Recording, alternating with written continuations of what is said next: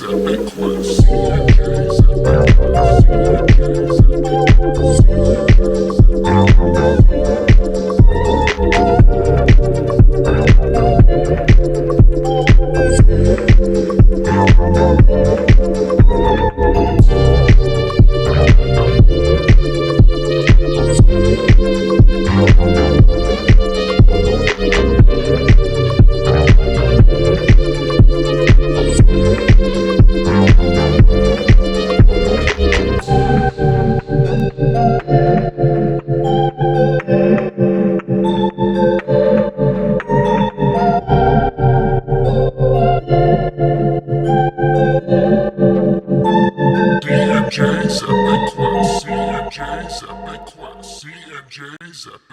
everybody, welcome back to D&J's Epic Quest.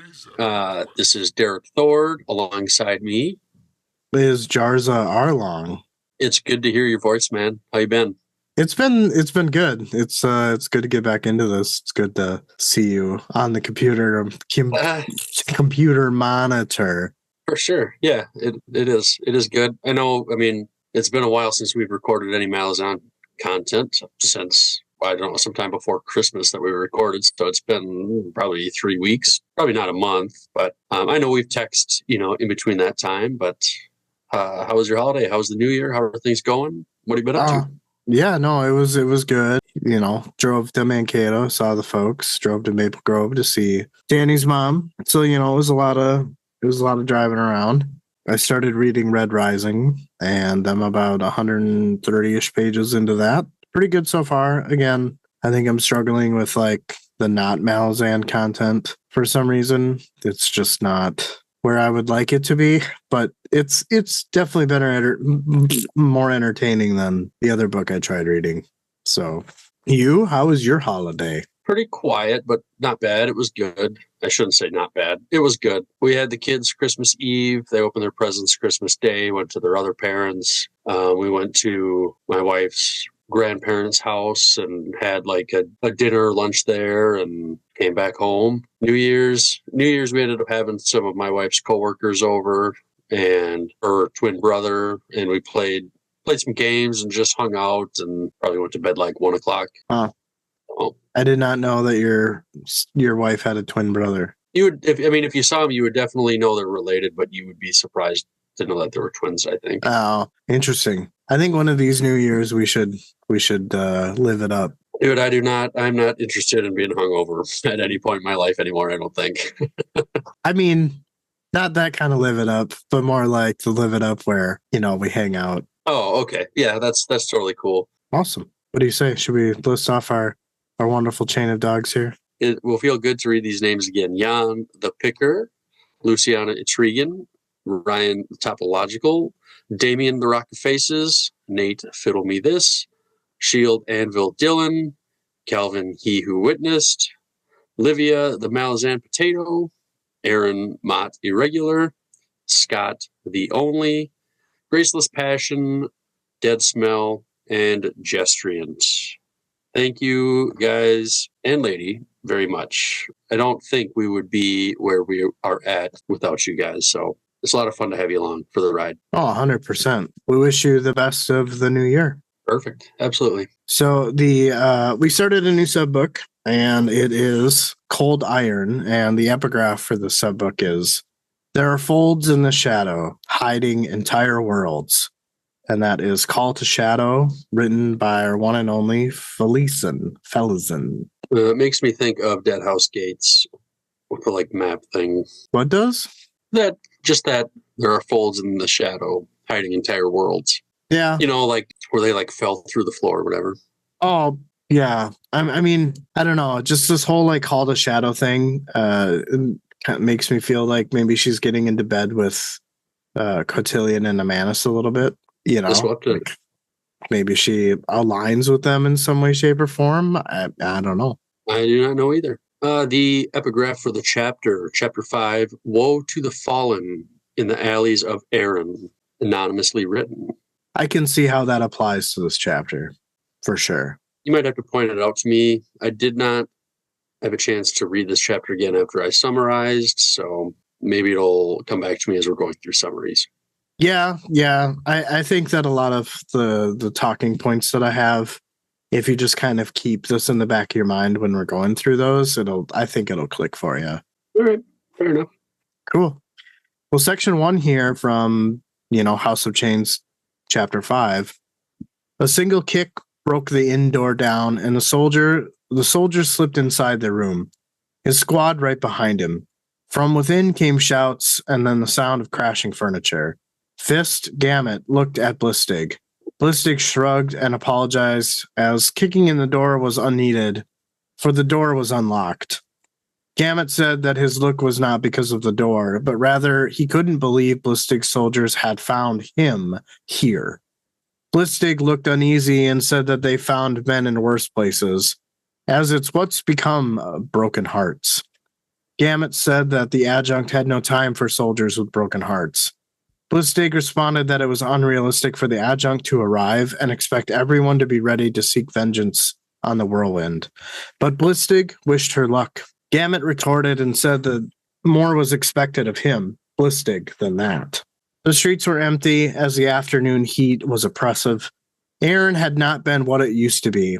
Trade from the north had ceased. Apart from some Malazan transports, fisher boats, and warships, the harbor and the river's mouth were empty. Gamut reflected that Aren was a scared populace, or a scarred populace. The squad emerged from the inn carrying a disheveled man struggling to get free. The Fist heard Blistig say that it was a miracle that they had found him at all, as they had expected this poor bastard to drown himself. Gamut snapped at hearing this and told the commander to show a little military decorum for the situation. Blistig stiffened at Gamut's tone, and all the others stopped to look in his direction. Blistig stepped close and told Gamut to listen and to listen closely. He explains to Gamut that he had stood on the wall and watched, as well as his men, watched as Coltane and the 7th were cut down before their very eyes. Blistig adds that on top of that, he watched as the High Fist Pormqual, fucking dumbass, and his army march out and ordered his army to disarm.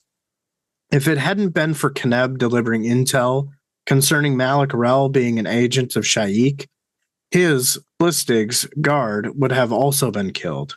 The commander tells Gamut to shove his military decorum up Hood's ass. Gamut was shocked at the commander's tirade.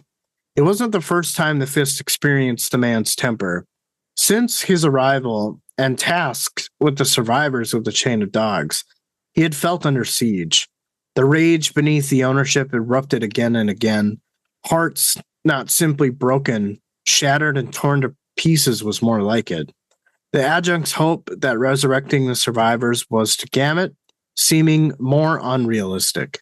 It was also clear that Blistig didn't care if his tirades were reported to the adjunct, but thankfully for the commander, Gamut had been brief in his debriefings with the adjunct.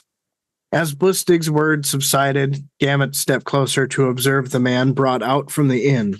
Gamut said, "So, this is Squint, the man who killed Coltane." One of the guards snapped and said that it was a mercy. Gamut said that clearly Squint didn't feel this way. There was no reply to that. Blistig approached and told his squad to get Squint cleaned up and keep him under lock and key. Moments later, the man was loaded onto a cart, and that cart was pulled away.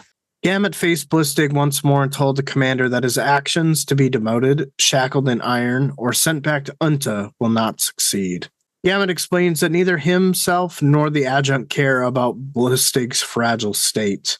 They are preparing to fight a war, and he will be needed. Blistig said that it would have been better if they had died with the rest. Gamut cut him off and said that they hadn't been, and they have 3 legions of recruits. The question he has for the commander is what Blistig and his soldiers intend to show these new recruits. Blistig glared and asked how he was supposed to answer to a man that was the adjunct's house guard made into a fist. Gamut snapped, cutting him off, saying that he was in the 4th Army, the 1st company in the Wiccan Wars, where he did 23 years of service. He knew Coltane when Blistig was bouncing on his mother's leg. Gamut had taken a lance through the chest, but was too stubborn to die, so his commander was kind enough to place him in a safe role in Unta. After a long moment, Lustig said that this meant that Gamut was glad to be here. Gamut didn't reply, but grimaced. The two Malazans returned to their horses.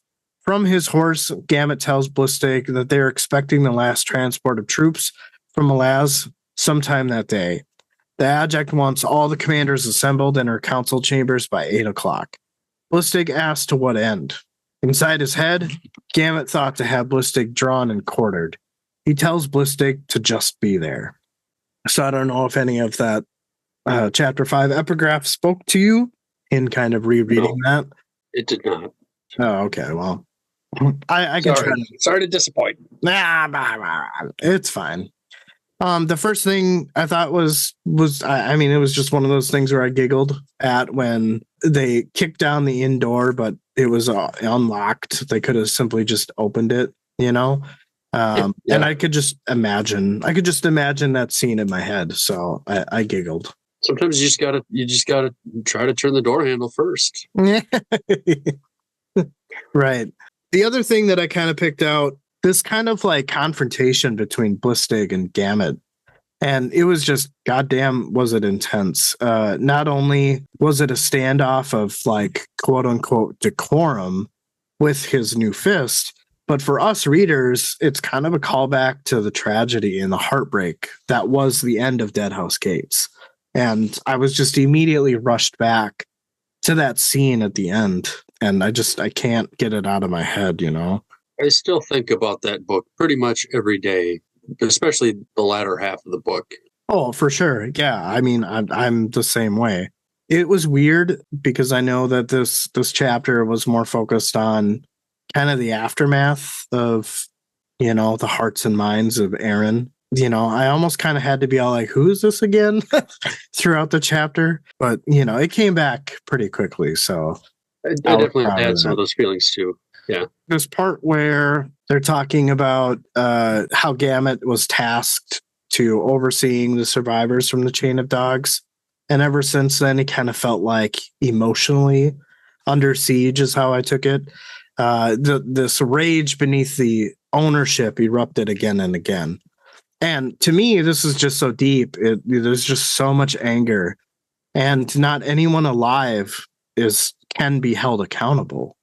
Right. But still, these soldiers are dealing with this trauma that happened. Right. But there's nobody to point a finger at because Pormqual's dead. You know what I mean? And so where do you put all that rage? Because Lustig earlier made it seem that it wasn't vengeance Aren wanted.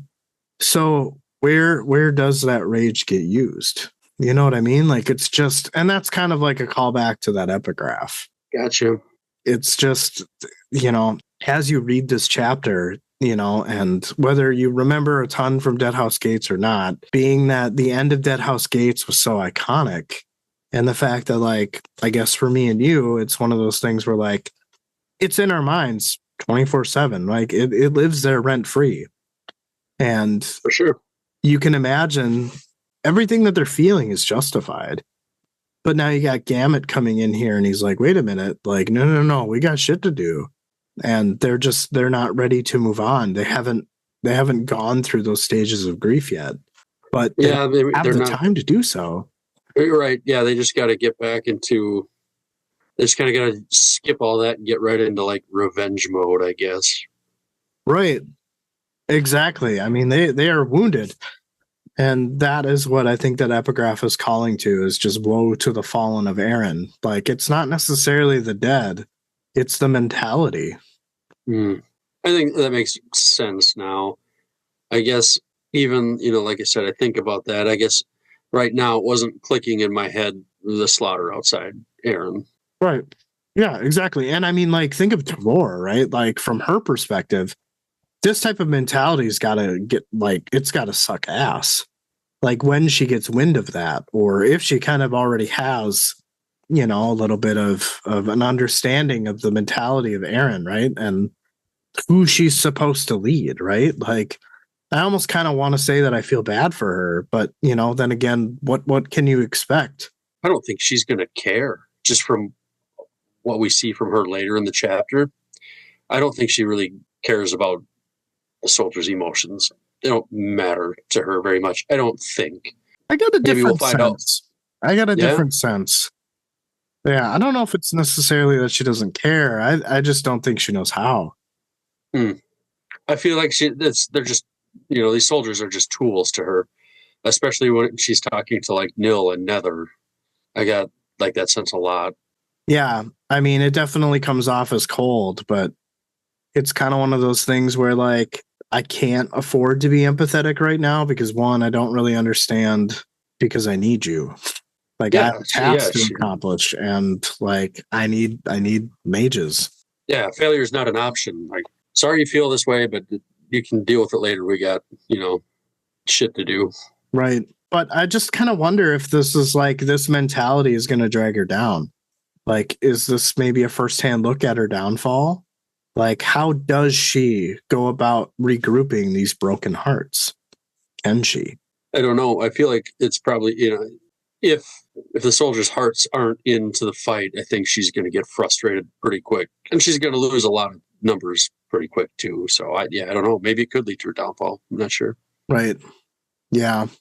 But I almost kind of feel some parallels from what I remember from Dead House Gates, and I feel like a lot of the people following Coltane felt the same about him because he was stoic. He was, I guess you could maybe call him cold, because he had to take these survivors all the way across the fucking desert, like he didn't have time to listen or be pathetic. So there's a big difference with Coltane, though. Like, where was he through all this? He was right in the thick of it with all of them, right? I guess we don't know yet because we haven't come across it, but I get the sense that Tavor is going to be leading from the rear.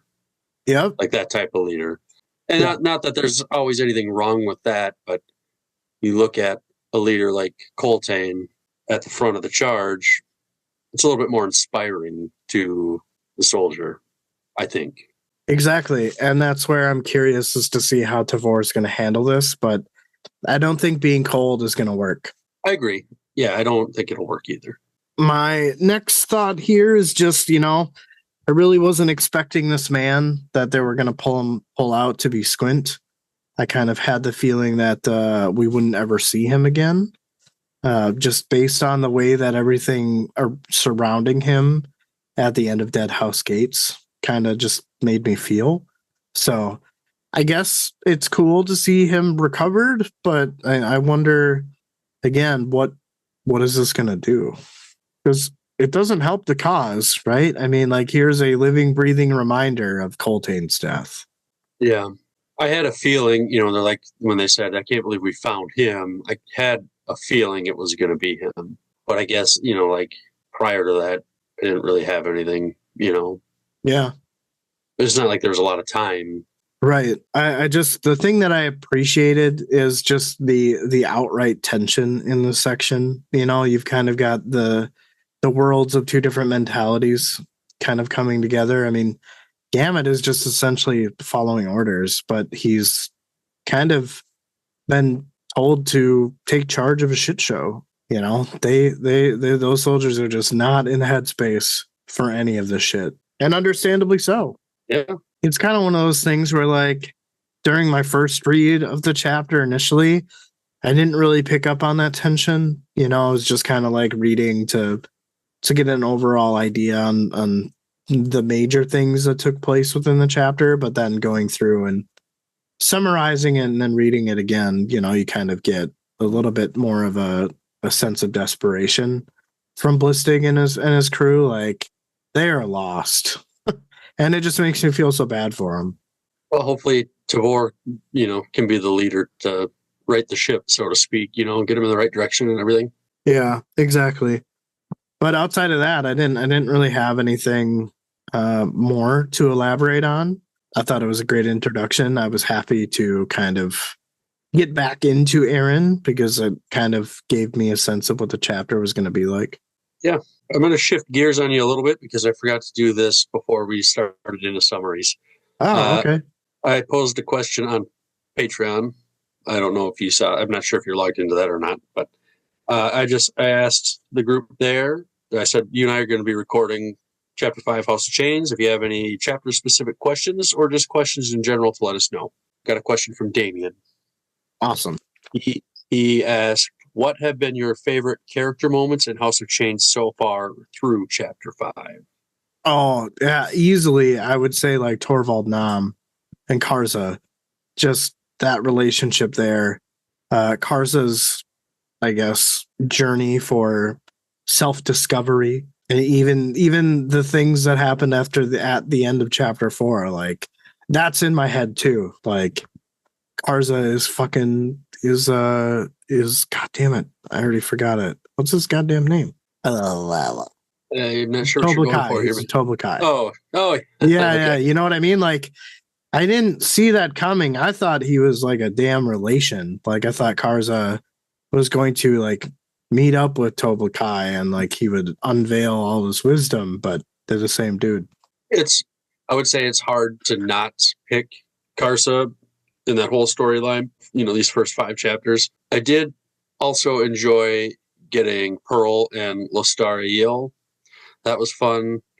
And then I actually enjoyed Tavor quite a bit. And maybe we could talk a little bit more when we get introduced to her later in the chapter. But I kind of had a mental image in my head a little bit for her. But I mean, Damien said it was kind of a broad question. I guess mine's maybe kind of a broad answer for you, Damien. But thanks for the question.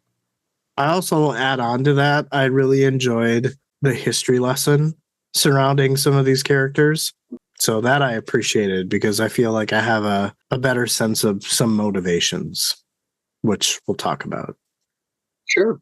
But yeah, let's kick Section 2's ass. All right. Strings looked at the water from the transport ship, then looked to the river's north shore. Aren had not changed much since he had last visited. A haze hung over the city still, and the flow of sewage and shit still made its way to Seeker's Deep, which his boat now sailed through. The new leather cap he was issued chafed the back of his neck, and he was disappointed he had to get rid of his old one. He was bummed he had to get rid of all of his old apparel he had accumulated during his past life, but he held on to one item and kept it hidden, not allowing anyone to find it. A man approached casually and stood next to Strings on the rail. It was Lieutenant Renal, and Strings thought he was everything that was wrong with the Malazan military.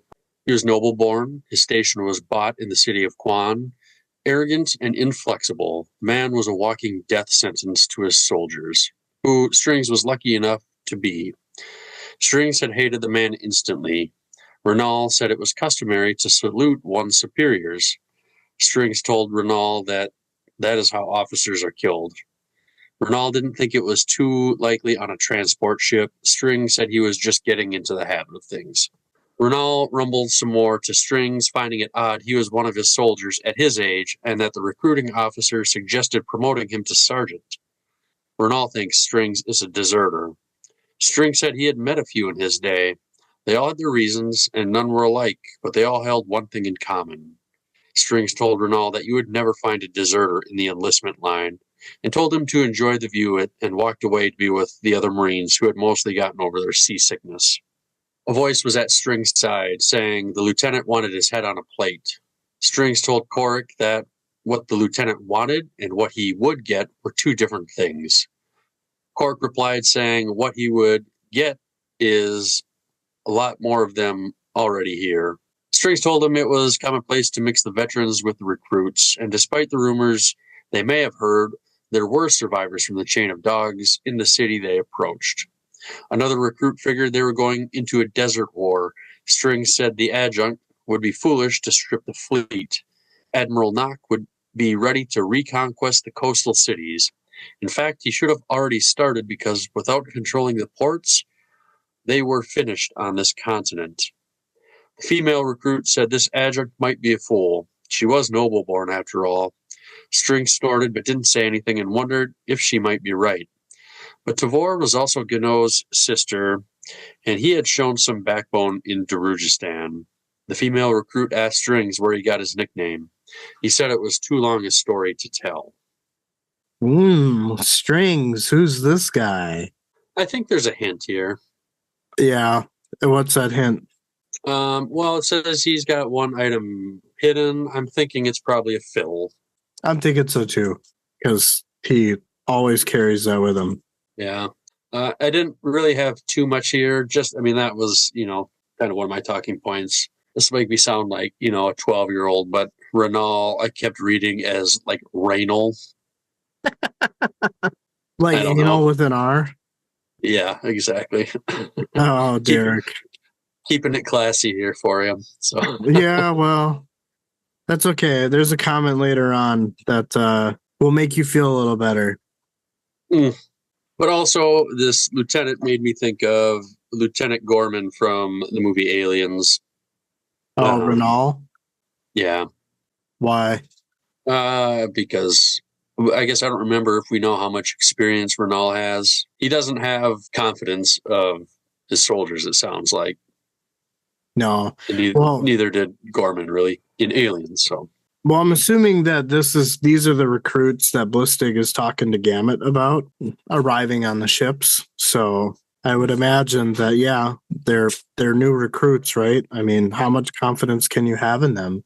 I'm talking the other way around. Like the recruits, the soldiers, they don't have very much. Well, at least Strings here / Fiddler doesn't have very much confidence in Renal. Oh, yeah. Wow. He blatantly disrespects him. He doesn't even salute him, Yeah. But I really enjoy that line where it's just like, oh, I'm just getting in the habit of it. You know what I mean?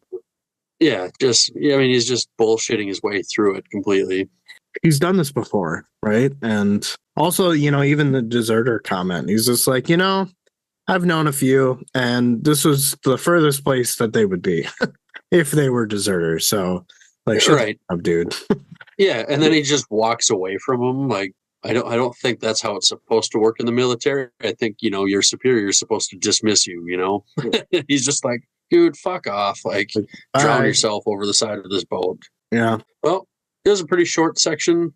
I didn't have anything else here, unless there's anything else you want to talk about as far as it goes. No, I feel like it's introductory, and it's kind of, I guess, bridging, what happened at the end of Deadhouse Gates and this. We know that Strings is on his way back to Aren.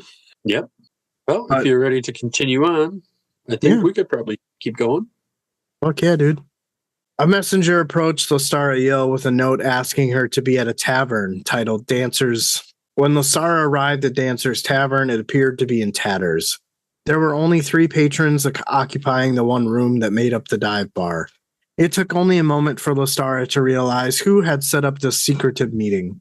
Part of her was warmed by the thought of seeing him again. She had enough responsibilities to handle as the aide of Beralta, though. So far, the Red Blades were being treated as a company distinct from Tavor's army.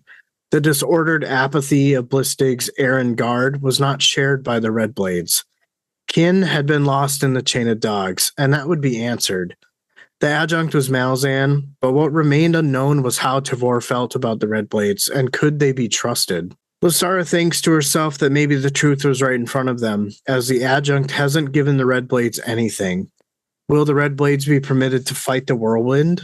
Questions without answers, and here she was, wasting time. The door swung open to a man with sun-burnished skin and a welcoming smile. He greets Lestara as he makes his way to her table. He sits down and seems to pull out 2 cups, with a bottle of wine following shortly after, setting them down on the table. Lestara asked what it was that Pearl wanted from her. Pearl poured the wine for them both and said that he was overwhelmed with nostalgia and thought that they should raise their glasses to old times. They were harrowing times, but they survived nonetheless. Lestara sarcastically states that while Pearl went his way to greater glory, she was met with a prison cell. Pearl sighs at this and then makes a sarcastic quip about Pormqual's advisors failing him. He states that she and the Red Blades are free, their weapons returned to them, and their place in the adjunct's army is secure. Lestara said that this was not quite the case. Pearl lifted an eyebrow at this, inquiring Lestara to say more. She took a gulp from her goblet of wine and told Pearl that the Red Blades don't actually know their place in the adjunct's army. Pearl simply replied that this was strange. Lestara calls the man out, accusing him of knowing more than he's leading on. Pearl explains that she, the adjunct, was just as unpredictable to him as she was to Lestara. Pearl reviews that reveals that he assumed that the adjunct would be hasty in repairing the relationship with the Red Blades. He sipped his wine and leaned back. He continued to ask if she had been barred from leaving the city or even the headquarters. Lestara responded that it was her council chambers that they were barred from. Pearl's eyes brightened, and he explained that from what he's heard, no one has been in her chambers, outside of those that traveled with her from Unta. Pearl tells Lestara that was about to change, as there is to be a council of war tonight, on which Tene Baralta had been invited to, along with some others. After hearing this, Lestara said that if that was true, she needed to accompany Tene. Pearl tells her that it was fair to think that, but nonetheless wrong. Lestara asked him to elaborate. He tops off her drink and said that he would be delighted to explain.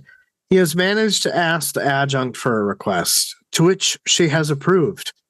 His request for Lestara to be his, Pearl's, aide, and so Tene has been informed of this change. Lestara snaps at this and tells Pearl that she is captain of the Red Blades, not a claw, or a spy, or a mer. She held back that last word. Pearl's eyes widened and said that he was deeply hurt, as there was a distinct difference between the art of assassination and murder. He offers Lestara reassurance that the task awaiting them does not involve the darker side of his calling. He explains that he needs her because she's native to 7 cities, and even more vitally, her loyalty to the Malazan Empire. He tells her that she can't really dispute that she is indeed a native, but of her loyalty, it was up to her to show him that she was indeed loyal to the Empire. The Red Blade responded that she was at his disposal. Pearl smiled and said that he had the utmost faith in her. Lestara asks what the mission was that they would be embarking on. Pearl reveals that the details would be told to them later on during their meeting with Adjunct Devor. Lestara asks if Pearl actually had any idea what was in store. He smiled and said that it was exciting. Lestara questioned if he even knew if it involved assassination or not. He tells her that it was anyone's guess, but he doubted it would involve murder. He tells her to drink up as they need to march to the palace of the High Fist, as he's heard the adjunct has little patience for tardiness. So yeah, as you kind of mentioned earlier, it was nice to get back to Lestara. You know, she's been freed from the cells, and, you know, here we are. We've got, you know, a Lestara Pearl type of companionship. But I guess the first thought is just when, you know, Tene Baralta's name came up, I was just like, man, it's just coming back and catching you square in the jaw. You know, all these names, all these memories, all these things from Dead House Gates that I kind of touched on earlier. So I guess that was kind of cool to just hear the name again. Yeah, it's good to like just see these connections we had from the earlier book. It's kind of a weird timeline thing because it's like earlier than Memories of Ice, I feel like, but obviously after Dead House Gates. Right. The other thing that I thought was cool is just like, despite what happened to Red Blades because of Pormqual and locking them up and, you know, doing what they do, they still have unquestioned loyalty to the Malazan Empire, which this comment where the disordered apathy of Blistig's Aren's guard or soldiers was not shared with the Red Blades. So they gives me the sense that, like, despite all they've been through, they're still 100% behind the Malazan Empire. And it brought me back to the nickname that they were given in Dead House Gates. Remember, they were Mesla, Malazan lapdogs. No, I do not remember that. Yeah, you know, but I mean, at this point, all I can do is admire their loyalty. Yeah, not much else you can do. The other thing that I thought was when they were traveling together in Dead House Gates, was he Pearl to her or was he Sulk Elon to her? I don't remember. I think he was Pearl to her and he was Sulk to Kalam. Okay. When Pearl pours the wine for both of them, and then he said that he was overwhelmed with nostalgia and thought that they should raise their glasses to old times. They were harrowing, but they survived nonetheless. In this, I can't really say if he's being sarcastic or not, because it almost seems to me like he was serious. Based on a few things earlier when Lestara is kind of talking about as much as a part of her was warmed by the thought of seeing Pearl again, she had enough responsibility as the aide of Tene Baralta. So I almost kind of feel like maybe there's like a missed love connection here. Like, is this a Craigslist posting in the you know what I mean? Like, it just, I don't know. It just feels like there's some like sexual tension here a little bit. Well, if it was a Craigslist ad, we're missing all the STDs that would accompany that. So. Yeah, that's true. That is true. I don't know. I remember feeling just like he seems kind of like extra, like kind of flamboyant, like he's just over flourishing and yeah, just extra above and beyond, with his words and stuff, I guess. But I mean, you could be right. Maybe there was something there. Yeah, I don't know.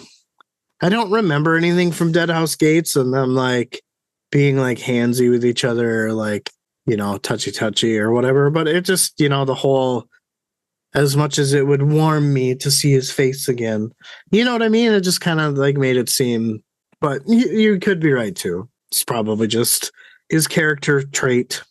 That's a good way to put it. I mean, and I'm not saying that's what it is, but I think you summed it up better than the way I was trying to. Fair. The next thought that I have is, Pearl kind of sighs at what Lestara says about Pearl going on to greater glories while she was met with a prison cell. And he kind of like makes a sarcastic quip about Ormqual and his advisors.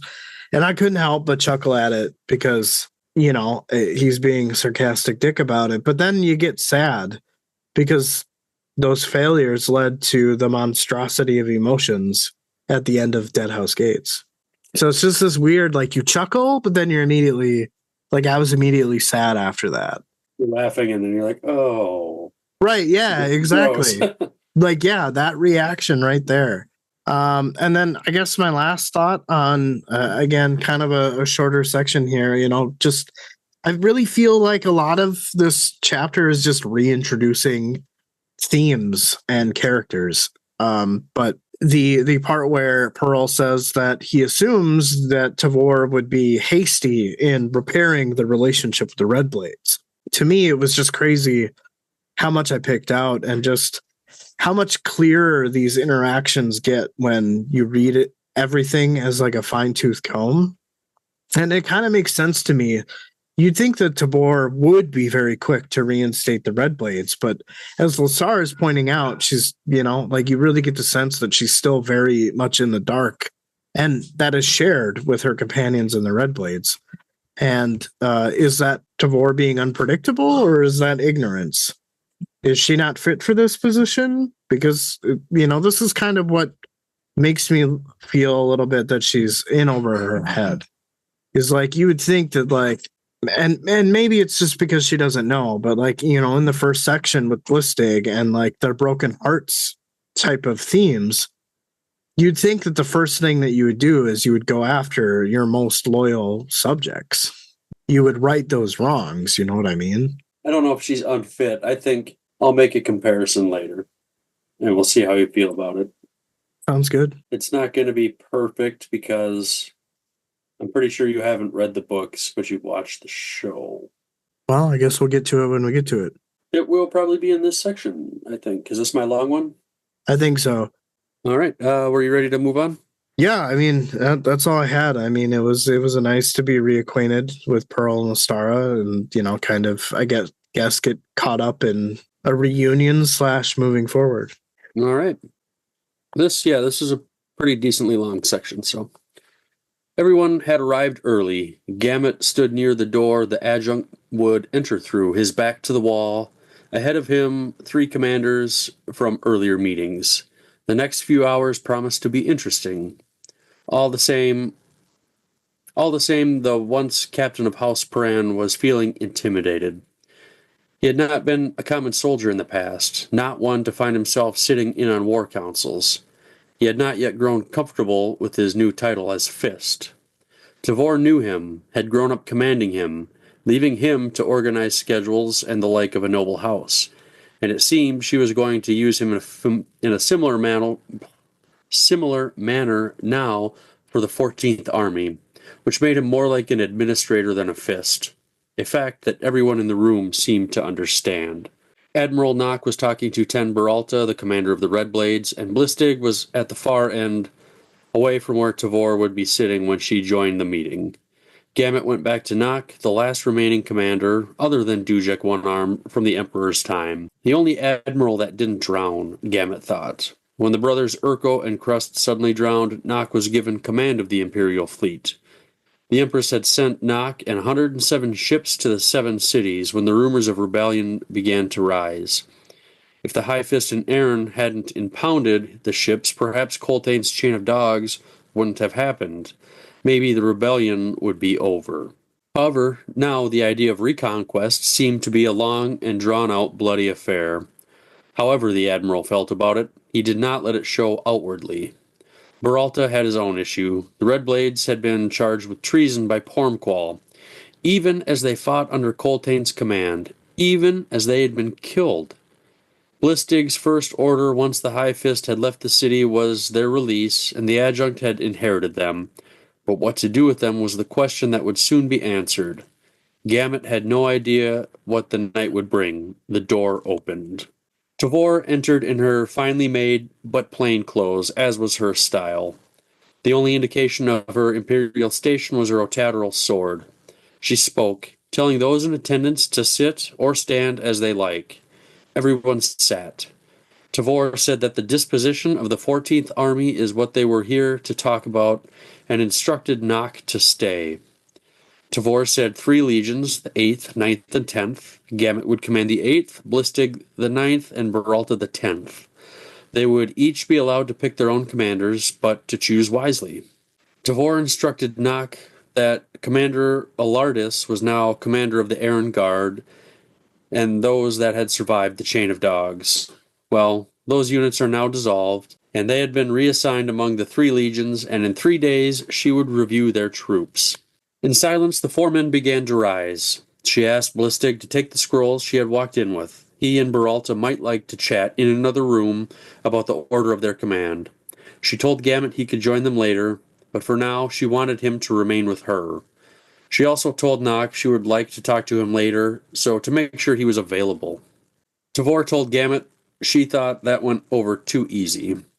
Gamut said he thought everyone was too shocked to reply. Tavor asked who Gamut thought Beralta would choose for command. Gamut said Red Blades, but he didn't know how the Malazans. He was cut off before he could finish the sentence. Tavor asked about Blistig. Gamut said there was only one who seemed worth a damn, a captain named Keneb. Though he was stationed in the 7 cities, he lost his troops to Corbolo Dam, and it was Keneb who warned Blistig about Malik Rel. Gamut said he felt for Blistig. This seemed to catch Tavor off guard, and Gamut said he didn't say what he was feeling for Blistig. Tavor said he felt pity, and Gamut admitted there was some of that. She continued, asking if he knew what bothered Blistig the most. Gamut replied, saying witnessing the slaughter.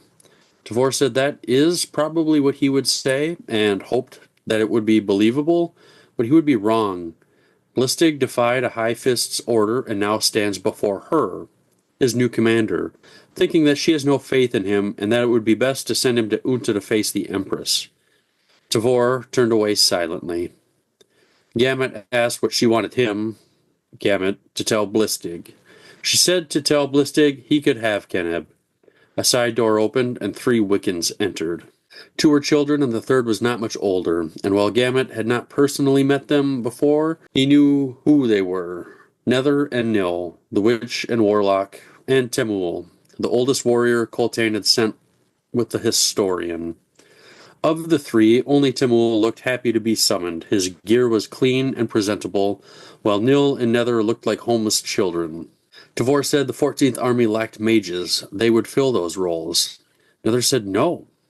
Tavor said it was not open for debate. Nil spoke, saying they wanted to go back home. to the Wiccan Plains. Tavor looked at Temul and said Coltane had placed him in charge of the Wiccan youths from the 3 tribes in the chain of dogs. What were their number? Temul replied saying 30. Tavor asked how many wounded made it by ship to Aren. Temul said 11. Tavor did the math and said 41 in total. Were any mages? Temul said no. Tavor continued to press, asking when Coltane sent him with the historian, did he send any warlocks with? His eyes went to Nil and Nether, and he said yes. Tavor asked if his company had officially been dissolved. Temul said no, and Tavor said then, technically, Coltane's last order is still standing. She said their request was denied. She needed them and the Wiccan Lancers. Nether said they could give her nothing. Nil said the warlock spirits within them are silent. Tavor gave exactly 0 fucks and said they would need to find a way to awaken them again. There would be a day soon when they would battle Shaik and the Whirlwind, and she would expect them to protect the legions. She asked Temul if he was the eldest among the Wiccan clans in his company. He said no. Tavor asked if they resented him. He also said no. Tavor dismissed the 3 Wiccans. Before leaving, Temul said his company wishes to fight. Would they be attached to the legions? Tavor asked how many summers he had seen. The answer was 14. Tavor nodded and said at the moment they were limited to about 500 Seti riders, a light cavalry at best, scouts and outriders at the worst. None had seen battle, and they were not much older than him. While he, or Temul, has 40 under his command, they will be her bodyguard. She does not have the forces to mount a cavalry engagement. They are mostly infantry. Temul tried to plead with Coltane's tactics, and Tavor shut him down, snapping, this is not Coltane's war anymore. The Wiccans left, and Gamut said the boy only wanted to bring good news back to the other Wiccans. Tavor said the foolish dog clan was properly named, and asked Gamut how he thought the conversation between Blistig and Beralta was going. Gamut thought, not well, as Beralta probably expected to keep his red blades, and probably isn't excited about commanding 4,000 Malazan recruits. Tavor then asked about Nock. Gamut said he had no idea. Tavor asked why he didn't usurp High-Fist Pormqual. Why did he allow Coltane and his followers to be slaughtered? Gamut also had no answer for this and only shook his head. Tavor said there was only one meeting left as she made her way to a side door, telling Gamut to follow. When he closed the door, he realized it was only the 2 of them. He saw a vulnerability in her eyes that made him anxious. This was something he had never seen out of her. Tavor spoke, saying, in this room, the Empress was not present. Another man and woman entered. The woman was a Redblade. Tavor told her to close the door behind her. The man spoke to Gamut, saying he bet he wished he was back in Unta. But he is a soldier once more. Gamut tried to speak, saying he didn't recognize this man. He introduced himself as Pearl, and his friend was Lostara Yil, formerly of the Red Blades, but now his second. Pearl said he was a Claw, and as of late he had irked Topper and the Empress, which explained his quick journey through the Imperial Warren. So he was kind of a loose end at the moment.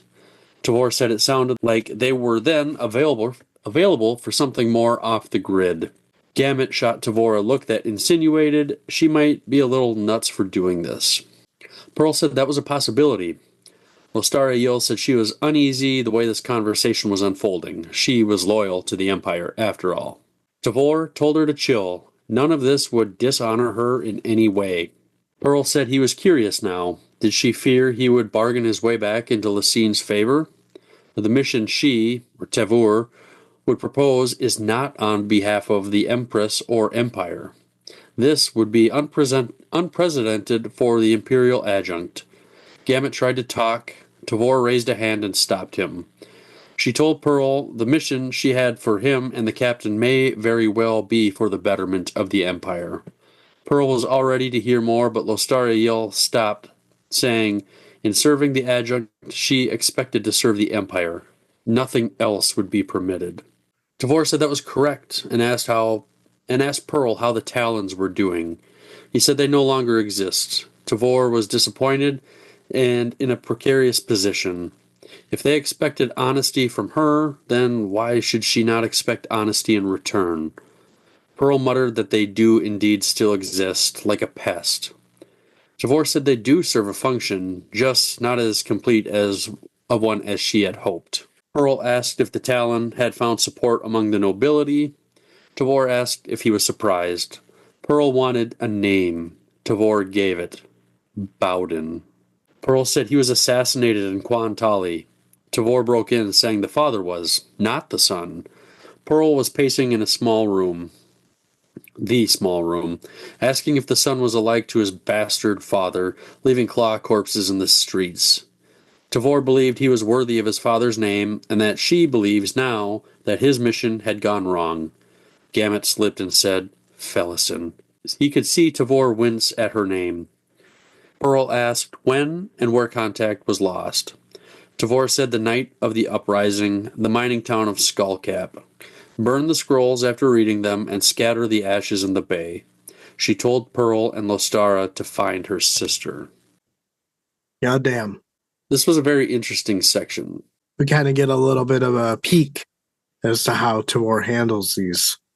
I guess I would call them high pressure situations. Yeah. So the comparison I would make for Tavor, I would say she reminds me of a like later stage Daenerys Targaryen. Ah, gotcha. So like episode 8 or season 8 Daenerys? Maybe even, like I think of, when she gets the Unsullied. Oh, yeah. Like she's just cutthroat in that. Yeah. And, she knows at that point she's not fucking around. Like this guy's talking to her in a language that he doesn't think she can understand, and the other girl's translating, but Daenerys already knows everything that's being said, how he's talking down to her and all this shit, and she just is going along with it, and then she fucking melts him into a puddle. Yep. I remember that scene. Yeah, and just, there was just no fucking around with that. That's kind of how I feel with Tavor a little bit, like, find my sister, don't fuck it up. I don't care what you do, just find her. Maybe it's not like a perfect, it's not a perfect comparison. I mean, they're two very different characters, but that's the one I feel I could make a similar comparison to right now anyways. Gotcha. I mean, that makes total sense, but I think it's just for show. You don't think she's got the balls to back things up? With Felsen, yes, I think she's serious there. But when it comes to, and this is kind of what makes me think this way, is like they step into a side door and she explicitly says, the Empress can't hear anything in here, right? So now the gloves are off. She can say whatever she wants. She can throw whoever she wants under the bus. But prior to that, she's cold, apathetic is what I'm trying to say. And so this is kind of what makes me think that like she's in over her head, is that I don't think that she signed up to be the adjunct to fight a war. I think that based on this next section is that this was her only option to save someone she cares about. I can see that. I would not be surprised, like, as the story progresses, again, whether this book or a different one, if we see Tavor take some, like, horrible losses in the battlefield. But I feel pretty confident that she's going to learn very quick and will regroup, avenge, I guess. She's going to learn from her mistakes and probably become stronger for it. I guess we'll see what happens here as we keep going through the story. But I don't feel like it's a show. I feel like, yeah, she's not screwing around with her sister. And I remember, I kind of thought early on in Deadhouse Gates, I'm like, man, Tavor, what a bitch! Like, you just threw your sister to the wolves. Like, how rotten are you to do this? And like you said, it was the only option she had to. It would be weird to say the word protect, but that's kind of what it was, right? I mean, she still got put in harm's way. She still had terrible things happen. But living any day is better than to stop breathing. Right? Yeah. But of course, Fellows doesn't know this. Ganoes doesn't know this. It's a very interesting, like, family dichotomy, right? Like, I feel like a lot of these things will get talked about in this next section because there's a I wouldn't say like a heavy reveal, but like a lot. Again, this chapter is kind of a little bit of a history lesson, but kind of get a little bit of some things that happened before some stuff we've already read. Right. Yeah. I feel like Tavor, yes, when she represents the Empress, yes, she is cold, emotionless. She has to be. And yeah, like you said, she goes in this closet. I don't think she threw anyone under the bus, but she can let her guard down. She can be vulnerable like Gamut sees, Sure. So I think the show is when she is cold. She probably wants to be more emotional. She's probably worried sick about Phyllis, Yeah. and she can't really let anybody know that. Like even the three, Gamut, Pearl, Lestariel. I mean, that could be a big enough gamble to show that emotion to them. Right. So You don't think she threw anybody under the bus? nothing's really sticking out. The Talons? I don't really know. I mean, she brought them up, but I don't really know how that's thrown them under the bus. I mean, they're already kind of a thorn in the side of everybody from the sounds of it. Right, but the Talons got their power from siding with the nobility. Tavor was noble. Basically, what she's doing to the Empress is she's giving her the show that she no longer cares about those alliances. She is willing to cut ties with the nobility so that she can like fight this war. But that's not really her intention. She's just trying to like make sure her sister's okay. Okay. So Yeah. like, yeah, she totally throws the Talons under the bus because why would Bowden be cool with tailing fellows into Skullcap and all the things that they've endured over for what we read in Dead House Gates if he knew that he wasn't or she wasn't part of an ally or you know what I mean? Like I guess I don't know the right words to say it, but the Talons and the nobility based on a lot of type of clues in this chapter are working hand in hand together, which based on the next section is 100% the reason why the season of the rot started and the call of the nobility. I guess I didn't really think of that. I was more thinking in lines of like a singular person and not like an organization or something. Right, because Bowden represents Talons, right? And they're obviously deep in hiding, right? Like trying to regain power. How do you do that? Well, you side with the nobility. And Tavor just threw them under the bus because as I guess you're right. We'll kind of fall out. We'll find out a little bit later. And it's mentioned a little bit here, but like Pearl's not in good standing with Empress Lucine and what's the guy who always wear green? Topper. And I don't quite remember that. I don't really remember why they're upset with him. Is it just because he was unable to kill Kalam? I don't remember. See, that's the part I'm hazy on. Maybe, I don't know. Did we get a reason? I guess I'm not sure. I don't remember. Or is it because, oh, right, yeah, because Kalam in Malaz like went on a killing spree of claws, similar to Bowden Sr. So maybe that's why they're upset, is because he had a chance to kill him and he didn't.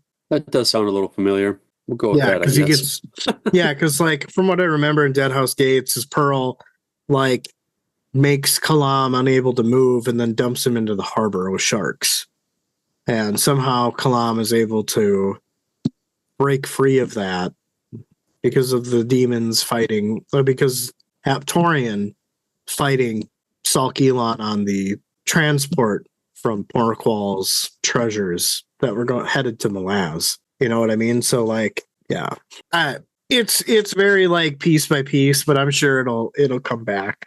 Well, you do a good job of piecing things together. I try. Excuse me.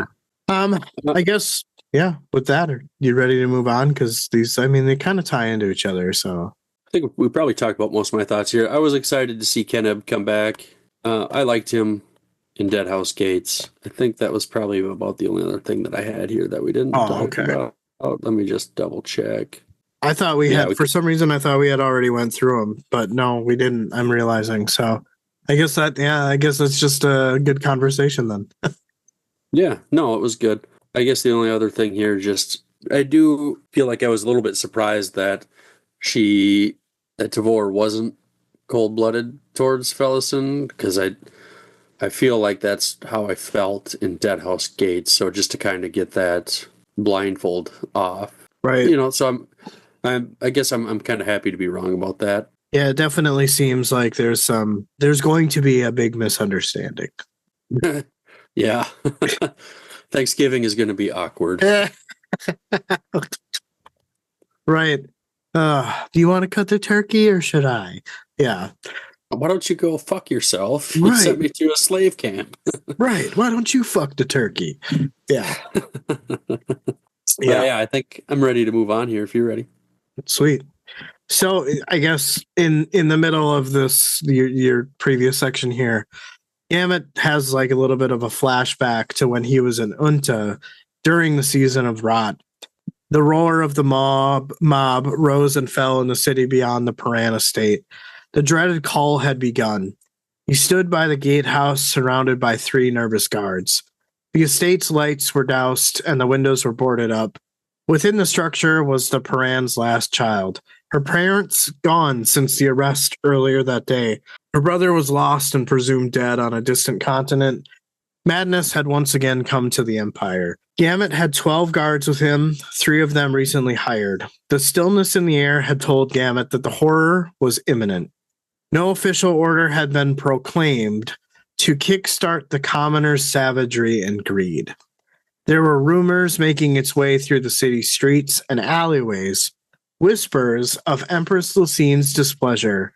Behind the rot of the Imperial Army's incompetent command, you will find the face of the nobility. A company of Red Blades arrived, unable to be swayed with coin.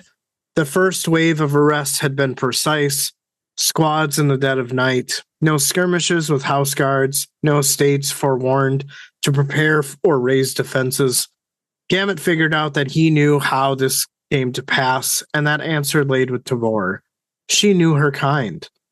Gamut sighed and opened a small inset gate and told the 3 guards that their services were no longer required. 2 of the 3 men exchanged a glance, and they walked to the door. The 3rd did not move. Gamut recalled that the man's name was Colin, and he had a Quan accent. Gamut's practiced eye told him that the man held a certain confidence, that of a professional soldier.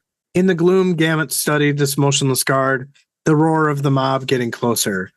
Gamut told Colin to take it easy as 4 of the Paran house guards were behind the Quan, with crossbows aimed at his back. The man tilted his head and said that in 15 minutes, several hundred looters and murderers would come calling. He then checked out House Paran's walls, gauging the modest defense they posed. His gaze returned to Gamut. Gamut said that they would bloody the looters' noses enough for them to seek somewhere else. Colin said that this was not true, as things would just get messier. Gamut asked if this was how the Empress was to simplify matters. Colin replied that he wasn't here on behalf of the Empress.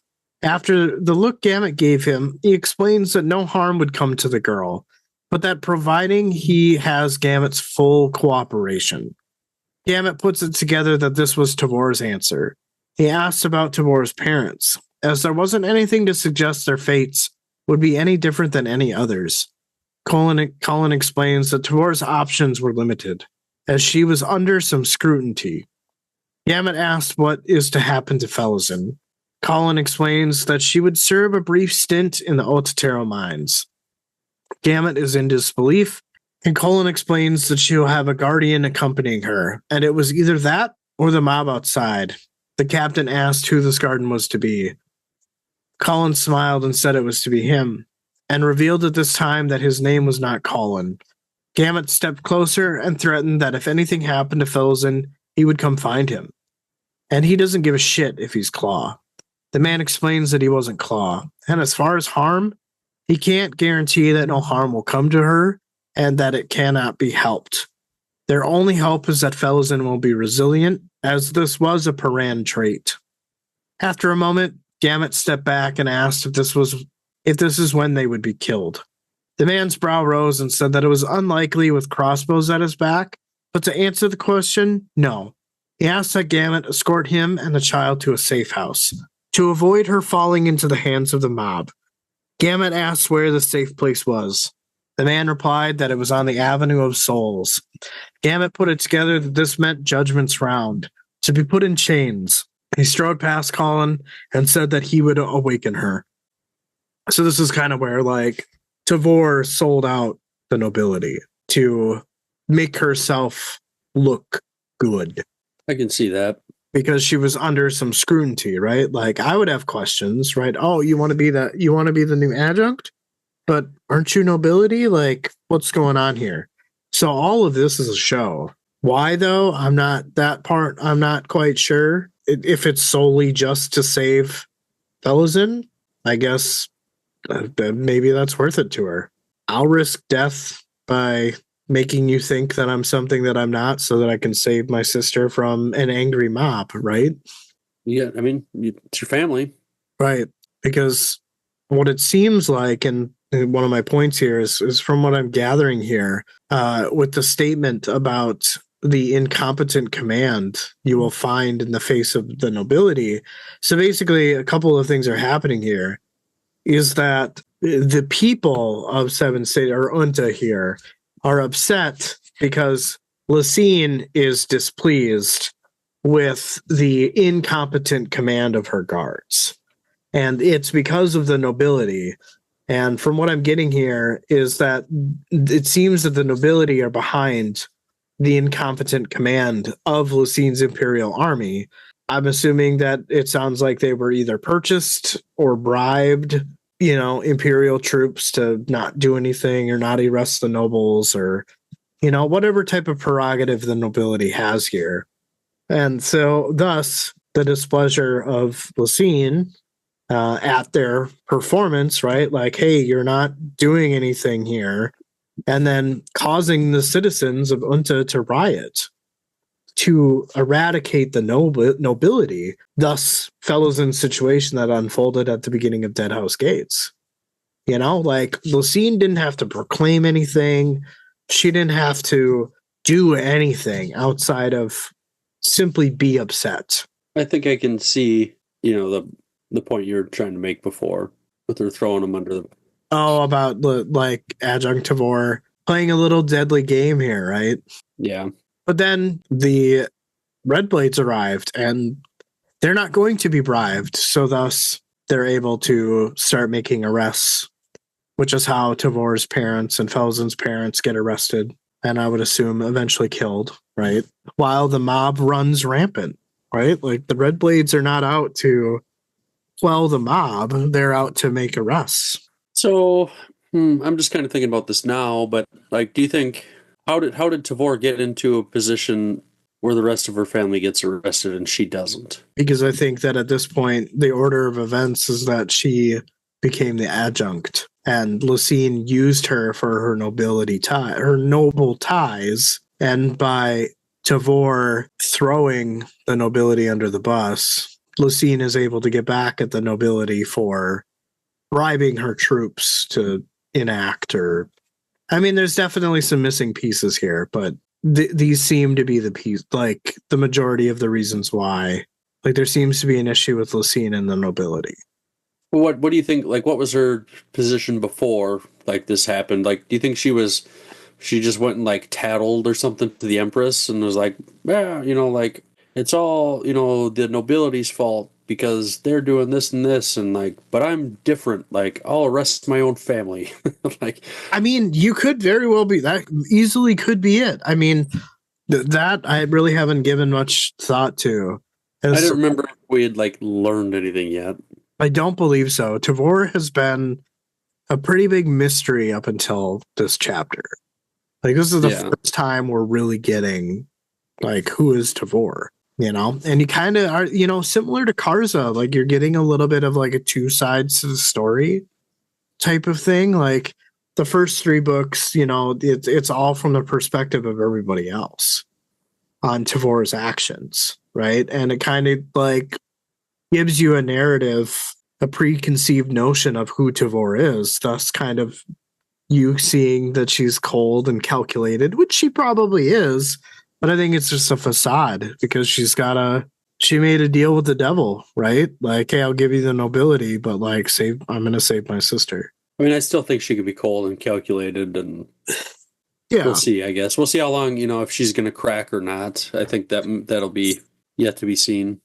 Oh yeah, I mean these are still the very beginnings. I mean I could be 100% wrong on all of this, but this is just what I'm picking up from this chapter. Gotcha. And I mean just this whole Tavor being under scrutiny. I guess take what you can get, right? But how brutal, right? Choosing your younger sister over your parents still had to be a hard decision, right? Like I didn't know much about Tavor, but I get the impression that it was either be in the devil's path or be at the right hand of the devil, right? This was the best she could do to save the one she loved. No wonder people think she's so cold, right? I mean, like, this has to be the story. Oh, you sold out your family. You sent your sister to the mines. But it was just to save a life. But nobody knows that side, right? Not yet. But I mean, I guess, like I said earlier, I think there's going to come to a head that there's going to be a giant misunderstanding. Tensions will fly. You'll act out of anger before actually thinking about the consequences type of thing. Similar to what you alluded in all the way in Gardens of the Moon already. I don't know. I hope that they can reconcile in some way. With a series like this, I highly doubt that's the outcome. Yeah, it'll be interesting to see where things progress to. The last thing, again, these two sections kind of tie into each other because while all this is happening with the meeting and Tavor, Gamut's got this flashback, so like I can see it visually, I can see it cinematically, and I just really like that we're getting a backstory to how Malazan was put into this predicament. And just knowing what happens throughout Deadhouse Gates, you kind of almost feel more shitty about it because she didn't get a choice in any of this. None of this was her choice. She's just suddenly getting carried out of her house Right. to who the hell knows where. She's sleeping, and then she's chained up, gets put on a boat, then she's working in the mines. Some big dumb asshole is sexually assaulting her. She somehow manages to, try to deal with that pain in any way that she can and manages to escape while dealing with that trauma.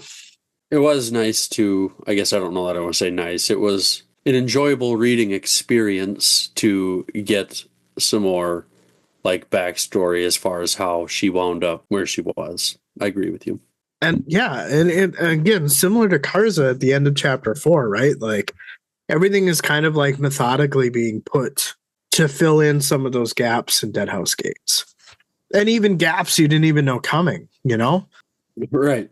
Yeah, because it felt like, even thinking about Malazan at the beginning, the prologue of Deadhouse Gates, like, I felt satisfied reading that. Like, I didn't think that I needed, well, how did she get there? Right. But now getting that, it's like, okay, well, that's kind of cool to see that, to get that information. I wonder what other, like, things will come up in the series that are, the same type of deal where, like, we didn't even know we were going to get more information on it. But right. Here we do. Well, and also think of it, and another thing that happens with like this whole nobility and the Talons, and they're kind of the adversaries to the Empire at this point. It reminds me of how much the nobility were dicks to Coltane on their trek through the desert. Remember that? Yeah. But think about it, right? Like if the nobility are against the Empress and Coltane is essentially working for the Empress, it kind of makes sense why they were dicks. They had reasons. Not only the circumstances that they were in, but they had their reasons. And you don't really see that in Deadhouse Gates because they're being dicks. I still align the fact that they were dicks and jerks, but it almost kind of like, again, in the way that this series makes you empathize with everybody, and there really is no like true good or bad. Yeah, it's all very gray. Yeah. But yeah, I'm done rambling. Yeah, I love it when you ramble. All right. Section 6. Pearl leaned on both hands over the table as he read the scroll.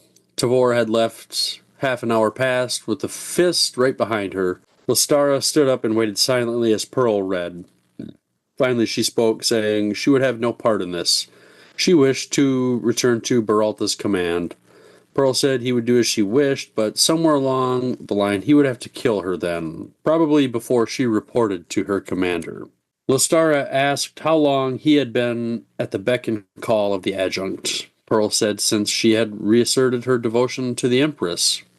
Lostara said she must have missed that part of the conversation. Pearl said he wasn't surprised since she didn't say it outright. It was implied in between the words she had actually spoken. Lostara said he would need to explain. Pearl said he would if it would convince her to join him on this mission. Pearl explained that the rise of the noble class in the chambers of imperial power had been too fast, as if they had received help, but from who? There were rumors of these Talons, and every once in a while some dumbass who had been arrested for something unrelated admitted to being a Talon. They might have called themselves Talons, but were nowhere near the real deal. Essentially, Tavor has given them the Talons. They would find this Bowden the Younger, and with him, be able to unravel the entire organization. Lostara said, so in this case, the mission was not actually irrelevant to the Empire. So why didn't Tavor didn't need an answer to that question? Lostara said, no, she definitely needs an answer now. Pearl said eliminating the Talons was secondary to finding her sister, and that is irrelevant and also damning. Did she think the Empress would like this little scheme? The adjunct sending her younger sister to the Otadral mines? That's a hard woman. The Empress has chosen well. Pearl said it was a fair exchange. They save Felison and are given the main agent of the Talons, even though the Empress will wonder what they're doing on the Otadral Isles in the first place. Lostara said he would have to lie to the Empress, wouldn't he? Pearl said they both would, as would the adjunct and Fist Gamut, if it comes down to it, unless he, Pearl, takes what the adjunct had personally offered him. Lostara understood. He was a loose end, out of favor with the Clawmaster. It's an independent mission. Somehow, he heard a rumor of the Talons, and he gets credit for taking them out. Pearl said she, or Lostara, could share that credit, if she wanted. Lostara said she was on board and wanted to know the details the adjunct had left. So it's kind of like they're going to take down the mob or something. Right. What do we know that these guys don't know? Well, if I think I know what you're talking about, that hasn't happened yet. Are you talking about Bowden becoming the Knight of Death? No, he's dead. They're not going to find any Talons in the Otadral mines. Well, at this point, he's not dead yet. This is after Deadhouse Gates, and he dies in Deadhouse Gates. Oh, shit, you're right. We just don't find that out until Memories of Ice. Right. Gotcha. Yeah. So, Sorry. I mean, maybe this will lead him tracking down the Knight of Death. But, I mean, the alive Bowden is gone. So, like, I think that, unfortunately, Lostara and Pearl are kind of on a wild goose chase. I wonder, like, it's making me think back to Deadhouse Gates. Like, I wonder how close, do you think they got close? Who got close? Pearl and Lostara. Do you think they ever got close to, like, finding him before he died? Maybe. I mean, again, this conversation is happening way after Bowden's death. Why am I having such a hard time reconciling this timeline of things? Because Memories of Ice, Gardens of the Moon, and Deadhouse Gates kind of have a little bit of, and even Karza's story here in the fourth book has a little bit of kind of overlapping timelines. But this is literally, I think it was like 2 weeks or a week after Coltane was slaughtered. And it's like at the end of Deadhouse Gates, we see Tavor arrive at Aren, right? Yeah. So it's got to be sometime after that. So everything from the end of the book, Deadhouse Gates, is kind of being picked up in this chapter. Like the aftermath of all of Malazan or all of the Deadhouse Gates themes, unless I'm like 100% wrong and I'm missing something. But this should be kind of where this story is picking up where it left off. I don't know why I felt like that hadn't happened yet. All right. Well, my timeline's just fucked up. I just felt like it was after. I mean, that's kind of like the mindset that you have to be in, is you're just constantly switching between different perspectives, different timelines, but then like there's still the main story, or one of them, I guess you could say.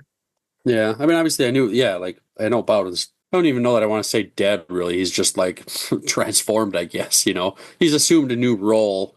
Yeah, Maybe they'll still find him. Well, but he doesn't remember his name. right.